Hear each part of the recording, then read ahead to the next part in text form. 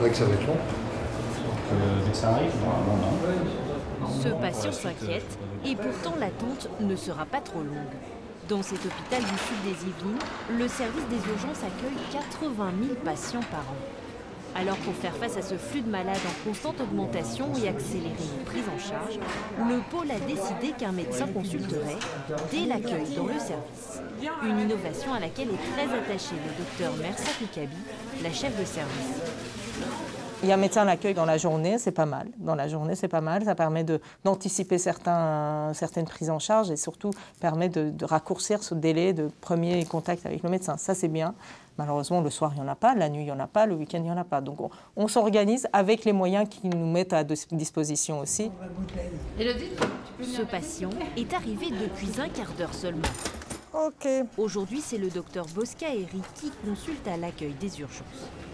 Cette organisation permet de gagner un temps précieux car dès cette première consultation, le médecin va programmer les examens nécessaires aux patients, un gain de temps non négligeable. D'accord. Monsieur, vous habitez tout seul à la maison? Non, je n'ai pas.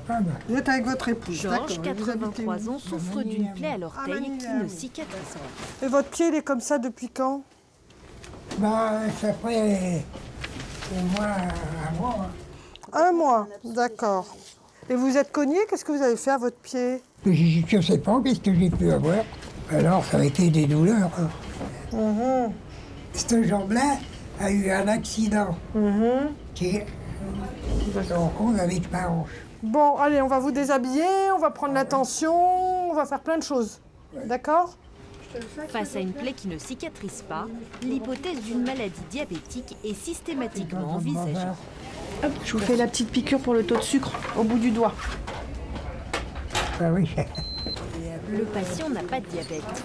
Alors pour comprendre la cause du mal, il faut vérifier l'état des artères de ses jambes. Le docteur Bosca Eric contacte le service de médecine vasculaire. Je vais essayer d'avoir le Doppler et après on verra suivant les résultats du Doppler. Le Doppler, c'est une petite sonde comme l'échographie qu'on met sur la jambe. D'accord? 2 heures plus tard, Georges est conduit au service de médecine vasculaire pour son examen. Donc je vais vous faire une échographie des artères des jambes. Si vous êtes d'accord, évidemment. Chez ce monsieur, ce que nous souhaitons regarder, ce sont ses artères surtout, et essayer d'évaluer leur perméabilité et l'importance des rétrécissements éventuels. Voilà. L'examen débute par les vaisseaux du pied, et déjà, le flux sanguin semble anormal. Il y a un battement qu'on entend, et sur le flux, il n'y a quasiment pas de différence entre ma systole et ma diastole, donc sur les 2 temps de pulsation des artères. Enfin. Ce qui signifie que le sang a beaucoup de mal à parvenir jusqu'au pied. Il faut donc poursuivre l'examen sur le reste de la jambe à l'aide de l'écho-Doppler. Donc je vois déjà qu'il y a d'importantes plaques. Je le vois sur la paroi des artères. Et je peux aussi voir que c'est un flux qui est pathologique et qui signe une occlusion de l'artère. Et je constate également que l'artère fémorale superficielle, qui est l'autre branche, est également complètement bouchée. Voilà monsieur, donc comme on le pensait, les artères elles sont très bouchées au niveau de la jambe droite. Voilà, il va vraiment falloir essayer de déboucher ces artères si on veut que votre pied cicatrise et que votre gros orteil puisse cicatriser et que la lésion qu'il y a disparaisse. Les chirurgiens doivent insérer une sonde munie d'un ballonnet qui va désobstruer l'artère. Si besoin, un stent sera mis en place. C'est dur d'attendre quand on est à l'hôpital. Alors pour humaniser ce moment difficile, l'hôpital Mignot a laissé entrer les bénévoles de l'association VMEH, Visite des malades dans les établissements hospitaliers. Ce sont ces personnes vêtues de gilets verts qui viennent soutenir et accompagner les patients. Bonjour madame. Bonjour mademoiselle. Est-ce que vous vous sentez bien? À l'hôpital, on ne sent ça jamais bien. C'est vrai. On a toujours une petite appréhension. Oui, c'est vrai. Des fois à tort, mais des fois à raison. Oui, c'est pour ça que je suis là. Ça change quand même beaucoup pour eux, surtout leur ressenti dans des lieux qui ne sont pas faciles. Surtout les urgences finalement, où on est généralement très stressé, où on voit passer beaucoup de monde. On a l'impression qu'on ne fait pas particulièrement attention à nous, tellement il y a de monde, tellement il y a de temps d'attente. Et finalement, le fait que quelqu'un les écoute, ne serait-ce que 10 minutes quelquefois, puisqu'on n'a pas le temps quelquefois pour plus, on voit que ça leur fait un sourire, ça les calme. Vous vous êtes coupé? Donc c'est donné. Depuis 4 ans, 9 bénévoles se relaient à mi-temps à l'hôpital. Une présence aujourd'hui très appréciée par la chef de service après une période d'observation. Ce type d'ambiance, on va dire. J'avais vraiment la crainte qu'il y ait un côté intrusif, mais pas du tout. Le patient et l'équipe qui sont là, et dans des situations difficiles, je veux dire, quand il y a un manque de communication, on voit qu'on n'arrive pas à discuter avec le patient, ou il y a, l'infirmière n'a pas le temps, le soignant n'a pas le temps. Ça permet par moment de pallier à ce côté où on va vite, on passe d'un malade à l'autre. Ça donne un temps de communication avec le patient qui est appréciable. Bonjour monsieur. Bonjour. Cet homme est arrivé hier après une chute dans la rue. Il a le sida, il est très faible et il a le mal du pays. Il y a 17 ans, je n'ai pas allé à mon pays parce qu'avec les maladies, avec les médicaments, je ne peux pas rester là-bas. Mais vous m'avez dit que vous avez quand même de la famille ici. J'ai de la famille ici, mais moi, ça ne me suffit pas. Il se sent très seul et l'écoute attentive de Lysandra le réconforte. D'accord. Ça fait plaisir de vous voir sourire. J'aimerais bien qu'ils puissent venir tous les jours de la semaine, le week-end. Ils viennent comme ils peuvent. Et on va certainement développer ceci dans les années qui viennent pour qu'ils puissent venir parfois la nuit. Voilà, c'est selon leur disponibilité. Vraiment, c'est exceptionnel. Pour nous, ça a été exceptionnel. Je vous dis bonne journée, d'accord? Merci. Beau sourire, ça me fait vraiment plaisir. Bonne journée. On part en fait sur un accident de la voie publique, un enfant de 13 ans qui a été renversé. Donc il est conscient à l'appel, c'est les infos qu'on a pour l'instant, on va voir ce qu'on a. Une équipe du SMUR est appelée à Montigny-le-Bretonneux en vallée de Chevreuse. À son arrivée, elle découvre un jeune garçon étendu sur la route. Les pompiers sont déjà à son chevet. Comment tu t'appelles, bonhomme? Thomas, d'accord. Tu te souviens de tout ce qui t'est arrivé? Non. On t'a expliqué, tu as eu un accident avec une voiture. Tu te souviens pas d'avoir eu l'accident avec la voiture? Non. Où est-ce que tu as mal exactement? Au bras, à la jambe, c'est ça? Tu as mal ailleurs? Thomas, je pique, tu bouges pas. Il a été éjecté ou pas? Il a été projeté. D'accord. C'était où? Alors là, la voiture arrivait d'ici. La voiture s'est arrêtée là-bas. Ouais. Sur son vélo, Thomas, âgé de 13 ans, a coupé la route au conducteur qui ne l'a pas vu arriver. Le choc a été violent. On te fait des médicaments contre la douleur, hein, Thomas. Toi, pendant ce temps-là, voilà, tu bouges pas. Bilan, une fracture à la jambe, une autre au bras. Le pire semble écarté. Après les injections de morphine, l'équipe stabilise les membres du jeune blessé à l'aide d'haltères. C'est bientôt fini, on va te mettre bientôt au chaud. En tout cas, même des adultes qui sont moins courageux que toi, franchement. Ah ouais, je sais pas si tu le sais. L'adolescent ne souffre plus. Le docteur Pessoa peut aller rassurer ses parents. Bon, il était quand même un peu projeté.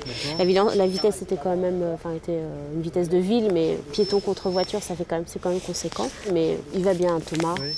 C'est dans l'ambulance que le docteur Pessoa va réaliser une échographie pour éliminer tout risque d'hémorragie interne.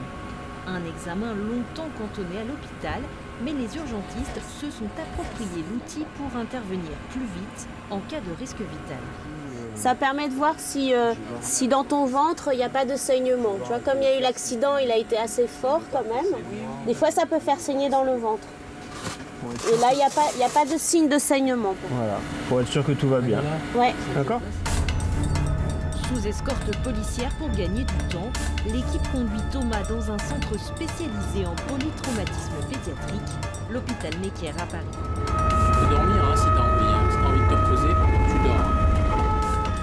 Thomas va passer un scanner de tout le corps qui ne détectera aucune autre lésion. Une chance pour ce jeune homme qui ne portait pas de casque lors de l'accident, une erreur qu'il ne commettra plus. Un nouvel appel au centre 15. et 2 équipes du SMUR sont sur le pied de guerre avec les pompiers et la police. Ce collège des Yvelines se retrouve confronté à un nombre impressionnant de malaises. En cours d'après-midi, une trentaine d'élèves se sont succédés à l'infirmerie. Dès son arrivée, l'équipe fait le point avec la direction de l'établissement. Ceux qui sur notre niveau ont été malades sont tous là. D'accord. Donc ils sont à peu près une trentaine. D'accord. Toujours les mêmes symptômes. Chaud, froid, très chaud, très froid. Des nausées, douleurs là, maux de tête et vomissements pour certains, pas pour tous. Les symptômes présentés sont tous identiques, mais avec des intensités variables. Les malades avaient déjeuné à la cantine. La piste de l'intoxication alimentaire se précise. On a déjeuné à la cantine un bol de riz et de la sauce tomate. Puis vers 15h, j'ai eu des grosses douleurs au ventre et à la tête et je me sentais pas bien. Je pense que c'était la sauce tomate. Les équipes du SMUR et les pompiers organisent la prise en charge selon un protocole rigoureux. J'en ai 19 sur cette partie-là. Moi j'en ai 14. Ok, donc on est. Tu prends ceux-là, je prends ça. Je vais avoir besoin de bras juste pour pousser les chaises pour qu'on puisse se faire un espace. Voilà. L'organisation d'une urgence collective sur un sinistre tel que celui-ci ou sur d'autres types de sinistres consiste à mettre en place une chaîne médicale des secours. Rassembler les victimes sur un point de rassemblement des victimes, commencer un tri médical pour les amener vers 2 zones de soins, afin après de pouvoir les évacuer pour ceux qui nécessiteront d'être évacués. Sur ce type de sinistre-là, beaucoup d'enfants vont être ramenés vers leurs parents. Et voilà, c'est ça qui est un peu plus compliqué à organiser et d'éviter l'affolement des parents par rapport aux enfants. Rapidement, le nombre de malades explose. De 30 collégiens à l'arrivée de ce cours, on est maintenant à près de 70 victimes qui attendent patiemment de voir le médecin. Dans un premier temps, les infirmiers prennent leurs constantes. Tension, température, fréquence cardiaque. Ça au bout du doigt. Est-ce que tu as très mal au ventre là? Ça me crispe un peu. D'accord. Le médecin complète ensuite l'examen. D'accord, tu te sens faible? Oui. T'as eu des frissons? Oui, beaucoup au corps. Ouais, beaucoup. Mais j'ai super chaud à la tête. T'as super chaud à la tête et t'as froid de temps en temps? Oui, j'ai. D'accord. On revoit tous les enfants un à un pour voir un petit peu de quels symptômes est-ce qu'ils se plaignent, voir s'ils ont peut-être des maladies sous-jacentes et surtout pouvoir estimer finalement s'il y a une indication à les envoyer à l'hôpital ou alors s'ils vont pouvoir être récupérés par les parents et donc rentrer à la maison. Alors, mets-toi à droite. Voilà. Un tout petit peu plus droite, que je puisse au moins te regarder, voilà, que tu me regardes tranquillement. Voilà. T'es une belle jeune fille, tire voir la langue. Les enfants défilent au poste de soins et certains n'arrivent plus à gérer leur angoisse. L'équipe médicale les rassure et les aide à surmonter cette situation stressante. T'as des problèmes de santé? Non. Non. Des problèmes de concentration. Ah, des problèmes de concentration. Je prends du cosé. D'accord.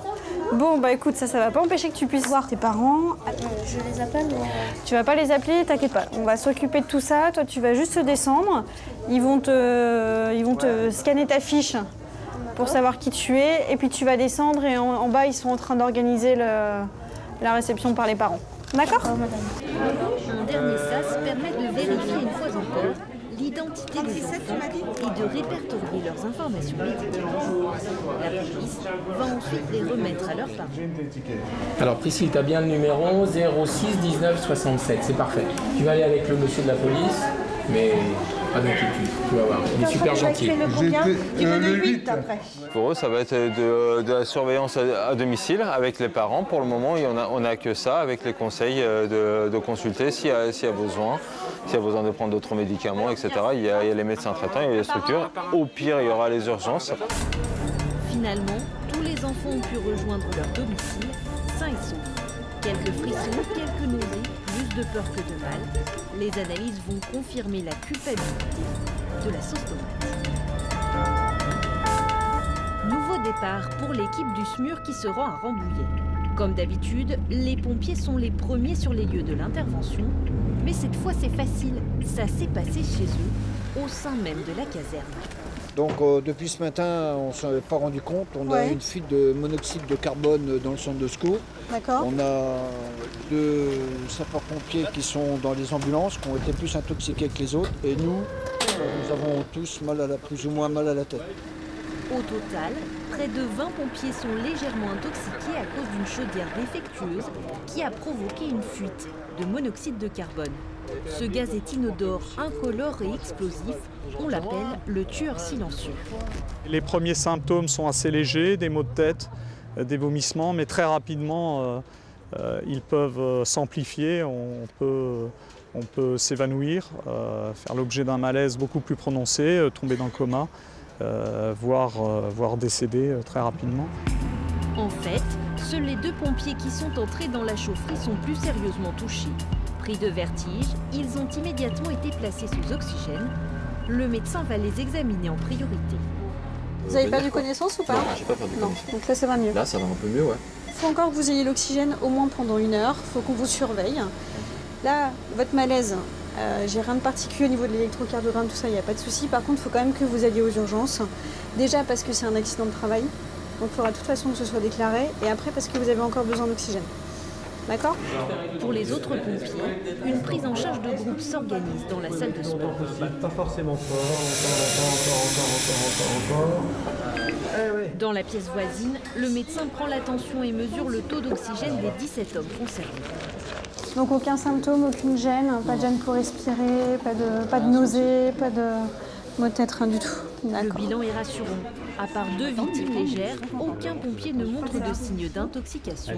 Tous peuvent réintégrer leur poste. On met les gars opérationnels, tous? Oui. En France, chaque année, les intoxications au monoxyde de carbone provoquent près d'une centaine de décès. Et c'est ce qui tue beaucoup de gens, malheureusement, en France, tous les ans. Nous, la campagne du ministère de l'Intérieur en disant « Faites attention » et de mettre des détecteurs de monoxyde de carbone dans les chaufferies. Voilà. Parce que c'est arrivé chez vous, ça peut arriver partout. Partout. Ça peut arriver chez le particulier. Je crois que chez les sapeurs-pompiers, je crois que c'est la première fois que ça arrive. La chaufferie de la caserne n'était pas équipée de détecteurs, mais ce curieux oubli sera réparé l'après-midi même. Un appel au centre 15 provoque le départ d'une équipe SMUR sur l'autoroute A12. Comme tous les matins, elle est saturée. Pas facile de se frayer un chemin. Un peu plus loin, un motard est étendu sur la chaussée. Il vient d'être percuté par une voiture et le chauffeur a pris la fuite. Bonjour monsieur, là vos douleurs elles sont où? Le bras droit, le pied droit et au niveau de l'épaule droit, jonction du... D'accord. Vous n'avez pas de douleur au niveau cervical? Non. Au niveau du cou? Suivez mon doigt avec vos yeux. Très bien, pupille réactive. Malgré la violence du choc, cet homme est conscient. Après un premier examen, son état général semble a priori satisfaisant. En revanche, son bras droit est fracturé. Donc vous avez une fracture ouverte.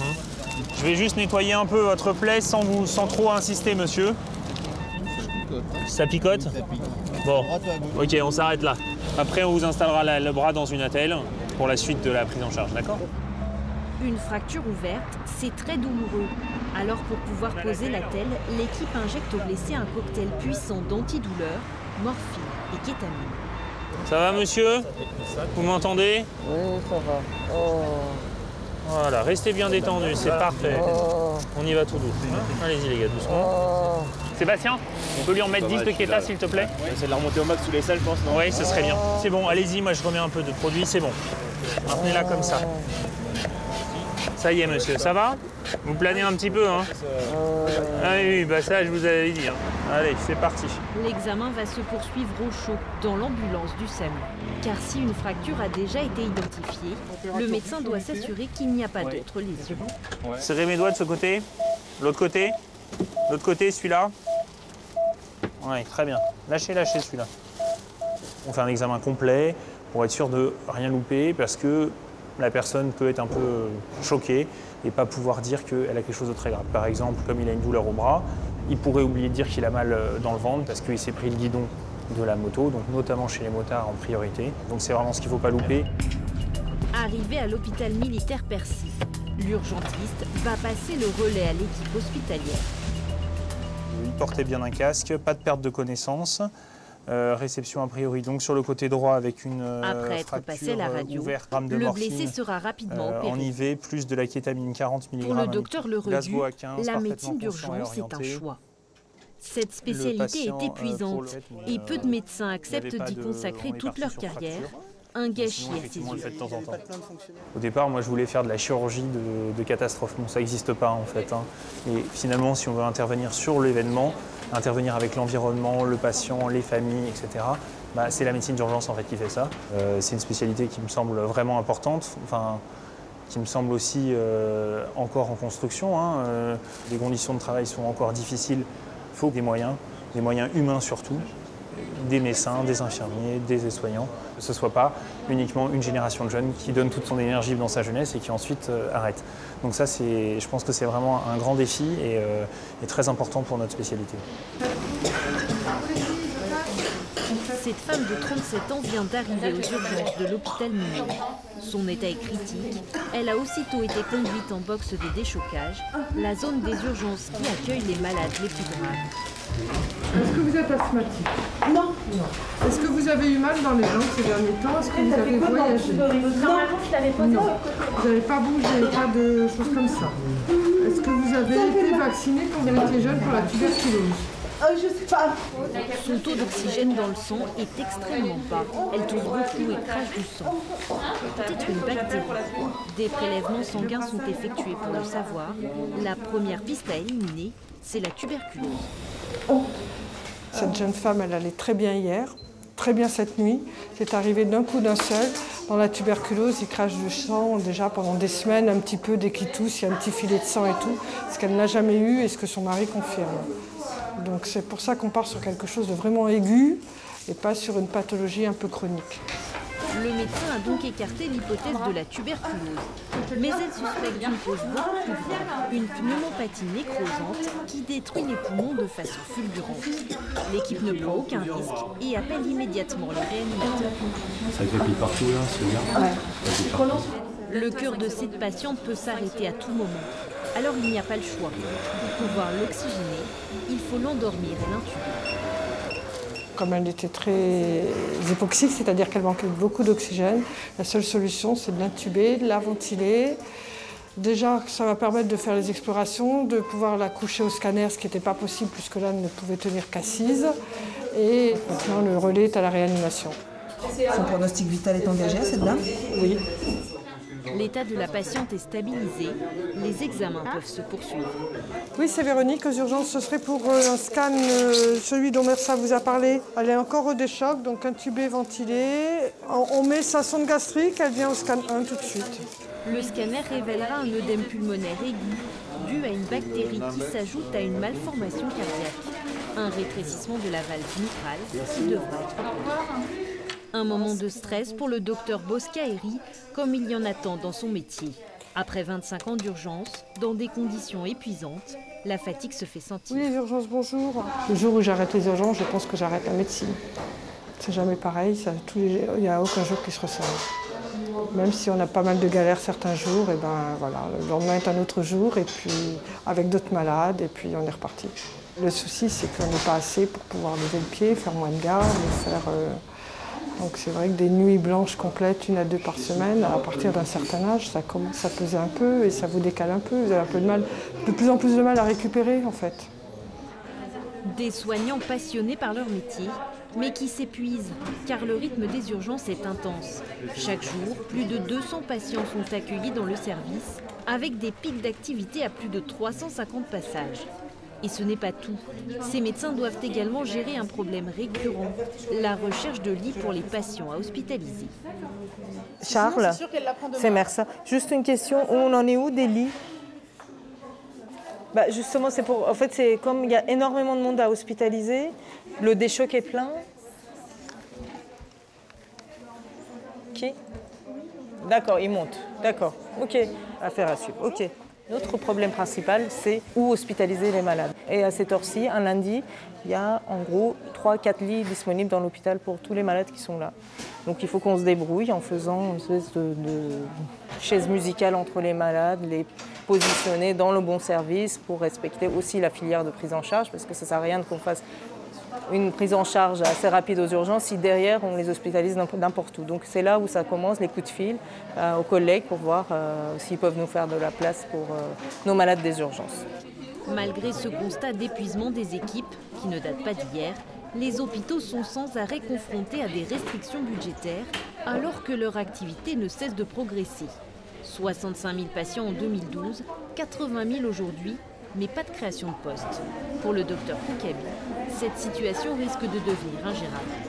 On ne peut pas demander à l'équipe infirmière, aide-soignante, brancardière, médecin de prendre encore plus, de faire plus d'efforts. Qu'est-ce qu'on leur dit? On vous supprime des postes? C'est impossible. Il y a un minimum à respecter pour avoir une organisation qui soit viable. Sinon, on va voir partir beaucoup de monde du service. Pour le docteur Yves Lambert, chef du pôle de l'urgence, le constat est sans appel. Pour maintenir la qualité des soins, il n'est plus possible de poursuivre ces politiques d'austérité. Est-ce que cette accessibilité aux soins, dans le cadre de l'urgence, reste une priorité ou pas? Pour l'instant, ça reste une priorité, c'est assez clair. Alors si ça reste une priorité, on ne peut pas faire peser les mêmes contraintes budgétaires sur des services qui marchent H24 à des niveaux d'activité extrêmement élevés. Et donc il faut faire des choix. On essaye d'éclairer les décideurs le mieux possible. On n'y arrive pas toujours, mais on essaie.